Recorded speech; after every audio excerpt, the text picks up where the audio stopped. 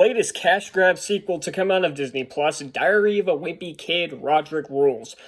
This is obviously the sequel to last year's Diary of a Wimpy Kid reboot, and if you saw my review of that, you know I thought it was a complete disaster.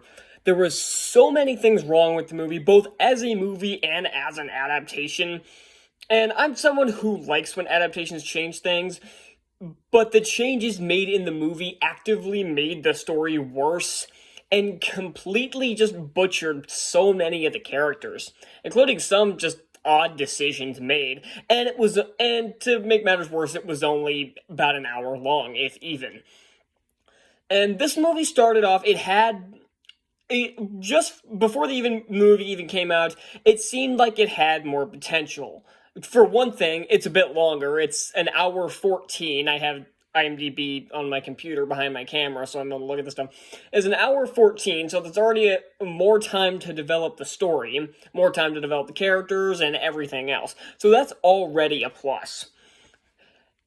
So, is this movie as good as the original 3? Is it as bad as 4 and the reboot? Well, let's find out. This movie started off already pretty weird because it pretty much kicked off with the party scene. And if I remember the book correctly, that didn't happen until almost halfway through, and similar with the movie. And I'm not going to go into a ton of the changes because I honestly don't remember. I haven't read the book Rodrick Rules since, hell, I probably read this series back in like late elementary school, early middle school, so it's probably been close to a decade since I've read these books.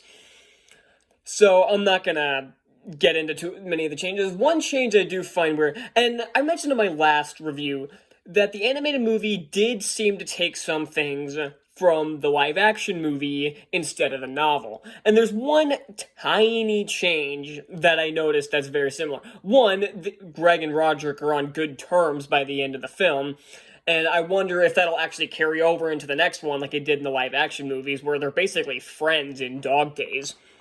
So I wonder how that's going to translate, because there is a third one's already been announced, and I'm assuming it's coming out December of next year, so look forward to the last straw. But the tiny change I noticed is what's written on the wall during the party. Now, unlike the live-action movie, Greg does not get out of the basement until the party's already done. But what's written on the wall, I remember in the book, was simply, "Hi, Rodrick." But in this one, it actually put up Rodrick Rules, like the actual title of the movie. Now, that change means absolutely nothing. I just do think it's interesting that Kinney does seem to be taking some things from the live-action movie. So, I just thought that was an interesting tidbit. And like I said, the story's more developed than the first movie. There's a lot more time for conflicts and everything else. The voice acting is still pretty good. Brady Noon does pretty good as Greg. His voice was kind of throwing me off at the beginning, and it's not really his fault. I think I'm just so used to Zachary Gordon. And from what I can tell, this kid could probably play the role in live action too. He's around the right age, he has the right look for the part, so I could see him doing it in live action too, but I think it was just the fact that I'm so used to Zachary Gordon. Ethan William Childress is Rowley. Rowley is like I said in the first movie, he was really odd. Like, Kinney, upped his weirdness to 11. This one, they dialed him back a tiny bit, but it still needed to be reined in a bit more. That's something that the live-action films did really well with Rowley, is that they reined him in. They didn't make him overly childish to the point where he was annoying, which he was in the reboot. This one, he's a little better, but maybe that's just because he has less screen time, and they didn't do anything that completely screwed over his character like they did in the first movie. Hunter Dillon plays Rodrick, and he has an okay performance. I just think his voice is a bit too high-pitched. I think if he lowered the pitch of his voice just a bit, I think it would work better. Erica Serra plays Susan. She does fine. It's nothing really to complain about, but nothing to, with the voice actors, nothing to, write home about, oh my god, this was, a fantastic performance. It's everybody does their job fine. Chris Diamantopoulos, I have no idea how to say that. He plays Frank, and Frank gets a bit more screen time, but again, they just made him odd. The entire time after they come back from their trip, he's constantly searching the house for something to pin on the boys for some reason. The book dad did not and would not do this. And Ed Asner, who who played Carl Fredricksen in Up and was J. Jonah Jameson in Spider-Man the Animated Series, plays the grandfather. And he must have recorded these lines very early into production because he died in August of 2021. He rest in peace. So he must have recorded these lines a long before the first movie even came out. So they must have been, in which explained the fast release. These must have been at least these two must have been being worked on at the same time. So, yeah, I just thought that was... But he does a pretty good job. And this will probably be... And this is his last performance, so that's definitely something for this movie has. And then Grayson Newton plays Manny. He's barely in the movie, and good. I hate... Man, everybody hates Manny. And it's not the voice actor's fault. It's just... Manny's just... Ugh, everyone hates him, and he's barely in the movie, so, yeah. Something else I do need to bring up is the animation. Now... It's basically the same as... It's exactly the same as the first movie, but if I remember, the original teaser was very different, and it looked pretty good. And I saw a theory that the first movie took budget cuts, and that's why it looked the way it did. And I have a feeling that, okay, this is how the first movie looked. It was almost like, okay, we have the models, we're running out of time, or possibly out of money, just whatever you got, just render it out, and we'll just go with that. That's what it kind of felt like. And this movie, you kind of felt like they had to just roll with what they had in the first movie. They couldn't drastically change the animation style back to the way they originally had it, because it would have looked incredibly disjointed. So I get why they kept the animation style. I still don't like the way it looks. It looks weird. All the characters look like they're made out of plastic, and the facial expressions are very few and far between. But the voice actors try, but it's just the lack of facial expressions just doesn't suck me into the movie. It prevents me from being sucked into the movie. And like I said, this takes a few tidbits from the movie, probably more so than the actual book. Now, I don't remember a lot about the book. I really don't. And the original movie is a little fuzzy as well.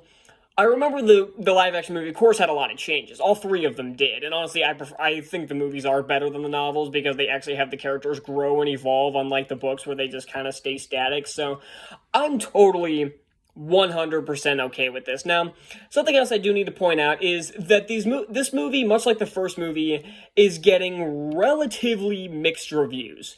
Now, on IMDb, it's at a 5.1 out of 10. Rotten Tomatoes has a 63% critic score, and audience score fewer than 50 ratings is at 68%. Now, that is virtually incredibly split down the middle. But something else I do need to point out is the audience score of the first movie. Now, I saw the Rotten Tomatoes score 73% off 15 reviews, and I thought, really, people are liking this movie?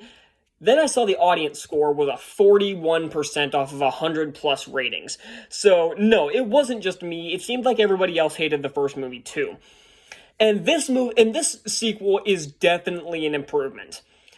Much like the live-action one, I think the live-action Rodrick Rules is probably the best one between that and Dog Days, but I'd probably give the edge to Rodrick Rules. This one is definitely better than the first movie. The first one was aggressively insufferable to sit through. Not even just in a lot of the changes it made, but just in general. None of the characters were very likable. They tried to make Greg more likable, but in so doing, it cost you any likability Rowley would have. And Roderick's barely in the movie, the dad's barely in the movie, Manny's in the movie too much. This one, they dialed back on the characters that were kind of screwed over in the first movie, and they put the ones that didn't get a lot of focus a little bit more screen time, like the dad and Rodrick and everybody else. And they tried to dial Rowley back a bit. I think they needed to do it a bit more.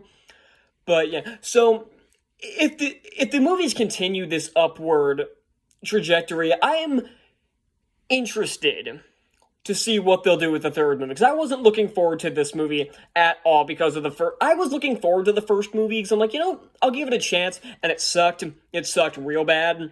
This one wasn't nearly as bad. It was still kind of just boring and forgettable. But it wasn't... But again, it wasn't as aggressively awful as the first movie. Because there was nothing that infuriated me. And there were actually a few jokes that got a laugh out of me. I don't remember there being any funny moments in the first movie. I've only seen it once, and I saw it for the review, and I've avoided it since. So yeah, this one, it's just kind of middle of the road. Wasn't as bad. I was expecting it to be worse because of just how bad the first movie was. So I was definitely not disappointed with this one. I was relatively surprised, and hopefully they can. If they're going to continue to make these, they better keep getting better. Because again, this one's just kind of meh. It's a solid meh. That's it. So Rodrick definitely doesn't rule. Rodrick gets a resounding meh. I'm gonna give Diary of Wimpy Kid Rodrick Rules a C minus. So thank you all so much for watching, and I've got more Disney Plus movies to watch now. Still got to see Disenchanted and that new Night at the Museum movie, neither of which I'm really looking forward to. So I'll see y'all then. Bye.